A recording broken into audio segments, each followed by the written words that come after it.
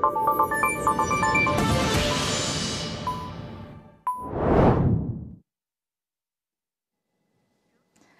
46th ASEAN Summit kicks off this weekend at a pivotal time for the region as Southeast Asia grapples with intensifying geopolitical rivalries, persistent security challenges and uncertain global economic winds. With Malaysia chairing ASEAN this year, all eyes are also on how it will shape the regional agenda moving forward. Here to unpack what is at stake is Dr. Oisan, Principal Advisor at Pacific Research Centre of Malaysia. Thank you so much for joining us, Doctor. Right. Now, what are the key issues that you expect to dominate the discussion at this summit this year? And with Malaysia chairing ASEAN, how do you see Malaysia setting the tone or agenda for this year's summit? Are there any specific priorities Malaysia might push forward? Of course, when Malaysia took over the ASEAN rotating chairmanship, we put forward, for example, inclusivity as well as sustainability as the main theme for this year's ASEAN chairmanship. But of course, events have sort of overtaken all of us, right? With the imposition of very high tariffs by the United States. So now I think Malaysia's main role would be, for example, attempting to sort of forge a regional consensus as to how to deal with these sort of high tariffs, how to still promote free trade and so on. But of course, there are some regional issues which are also awaiting our attentions, such as the crisis in Myanmar, the tensions in South China Seas, and of course, we are looking forward to hopefully welcome Timor-Leste to be the latest ASEAN member. Right, that's a lot to look forward to. Doctor, now ASEAN has been dealing with complex challenges like the South China Sea disputes, the Myanmar crisis, and also the great power competition in the region. Do you anticipate any meaningful progress on these issues during the summit? Well, of course, Malaysia is a very capable chairperson or chairman, but ASEAN works on consensus. As long as there are some detractors among the ranks of ASEAN, it will be very difficult, for example, to try to find a consensus on issues relating to the South China Sea disputes. Very difficult to forge a sort of a common approach or common position on it. As to Myanmar, of course, well, because ASEAN also has this policy of non-interference in the internal affairs of its member states. So it's very difficult for ASEAN, frankly speaking, to be more meaningful, to be more proactive in terms of trying to resolve the Myanmar crisis. But I think what we can do in the face of all these geopolitical challenges is actually to make sure that the ASEAN Economic Community, this whole project which was adopted and adapted in the last Malaysian chairmanship of ASEAN, that it can really be implemented, that all ASEAN members could indeed build a common production base, common markets, and of course a free trade zone. Then we can trade more with one another, and hopefully that could sort of deflate a little bit all these challenges in high tariffs and so on. I mean, drawing on that, economic cooperation has always been a pillar for ASEAN. So amid global uncertainties with the ongoing US-China trade war, could we see stronger regional trade initiatives or strategic partnership emerge from this summit? Well, perhaps as the sort of initiating such initiatives or programs, you would see some of them in this summit. For example, getting rid of some of the non-tariff barriers among the ASEAN countries and so on. Because I think now it's rather urgent for all of us to try to sort of stay away from our traditional, very nationalistic point of view and embrace a more regional outlook for all.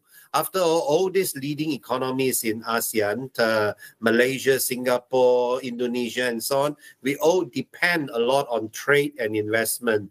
If the trade and investments are not forthcoming from outside the region, well, then we have to trade with and invest more in each other. Right. My last question. Chinese Premier Li Qiang is expected to attend the ASEAN GCC summit.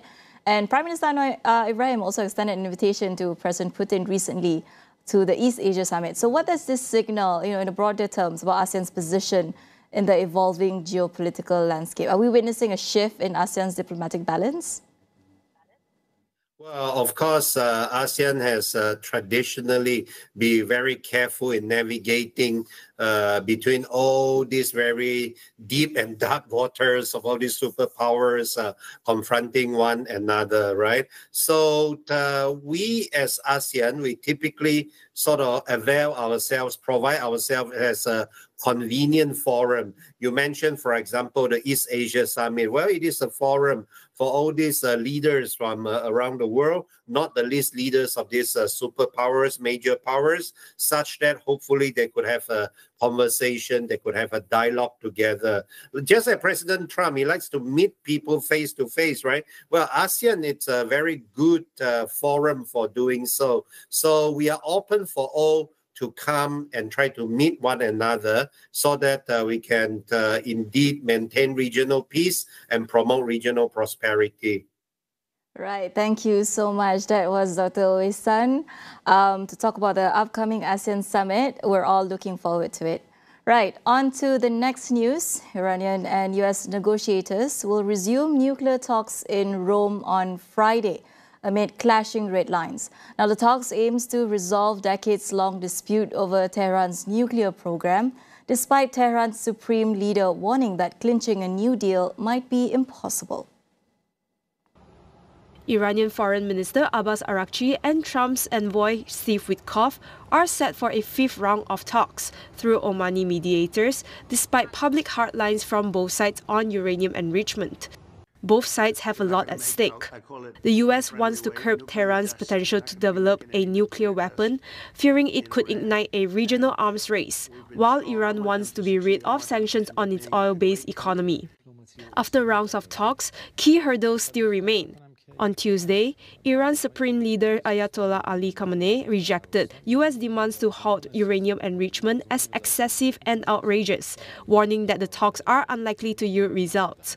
While Iran says it's willing to accept some limits on enrichment for peaceful purposes, it demands firm guarantees that the US won't back out of any future agreement.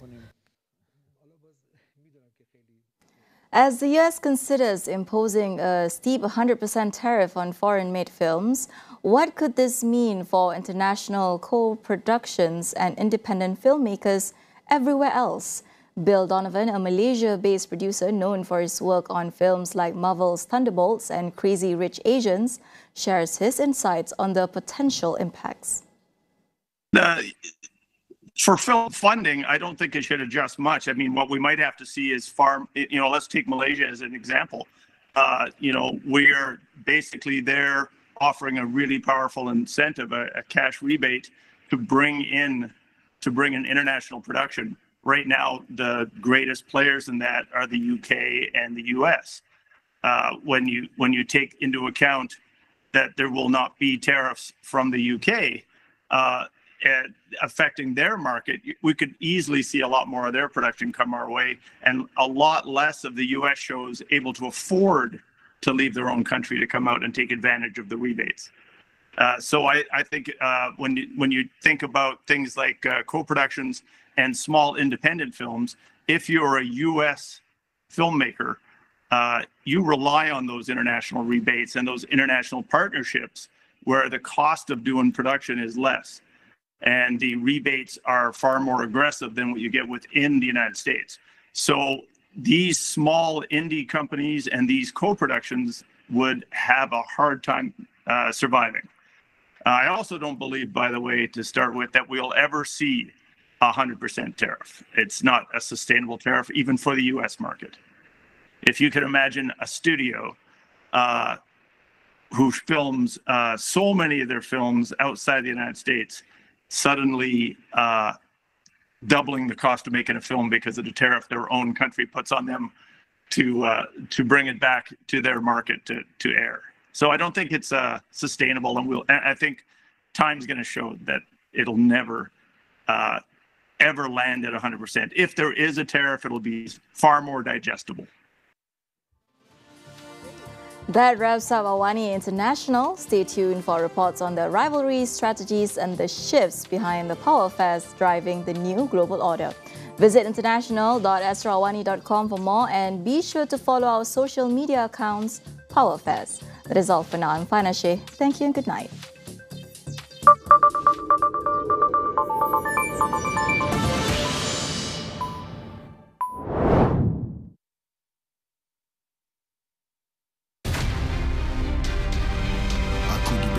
Bersama-sama Syamsil. 3 jaga 3. Tak sangka Syamsil berbelok. Kerja keluang man dapat Syamsil. Kalau kita tangkap keluang man, orang awam akan keji kita. Dia bagai seorang pahlawan. Yang jadi pembela pada yang tiada upaya. Itu bukan cerita Batman ke? Ni cerita lain dah.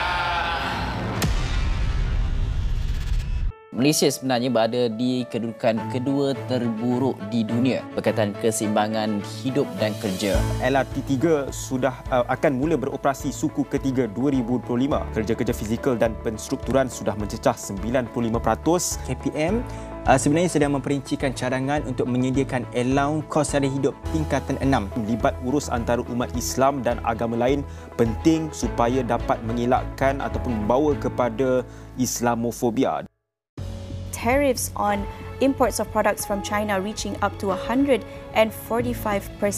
Tariffs on the rest of the world are sitting at 10%, with the potential for reciprocal tariffs to be reimposed within 90 days. Kunjungan rasmi Presiden China ke Malaysia ini menunjukkan komitmen kedua-dua negara untuk meningkatkan hubungan diplomatik ke tahap yang lebih strategik. Wira telah bangkit. Sejarah telah tercipta.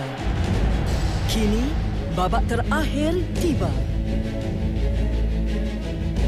Drama yang tiada penghujungnya.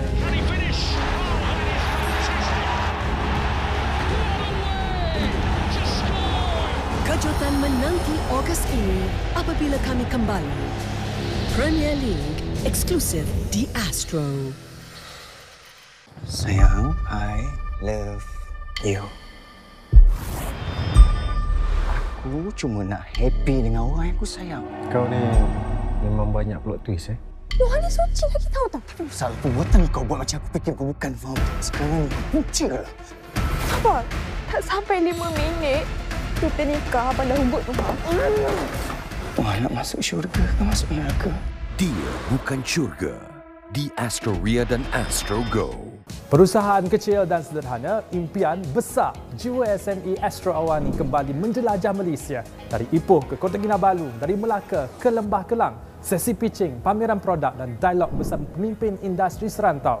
Dapatkan inspirasi, ilmu dan peluang untuk kembangkan perniagaan anda semuanya di bawah satu bumbung. Kerana inilah medan impak sebenar.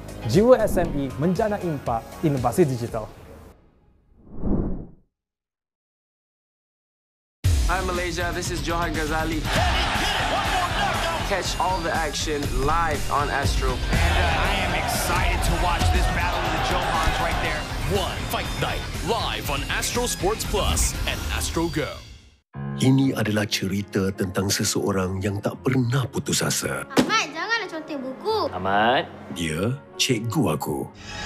Hari itu, cikgu datang rumah. Aku ingat cikgu nak marah, tapi rupa-rupanya pihak sekolah akan terus bantu murid-murid macam Ahmad ni melalui subsidi-subsidi yang diperuntukkan untuk pendidikan. Hari ini aku nak balas kebaikan tu. Setiap sen yang aku sumbang, aku sedang bantu orang lain. Sama macam cikgu.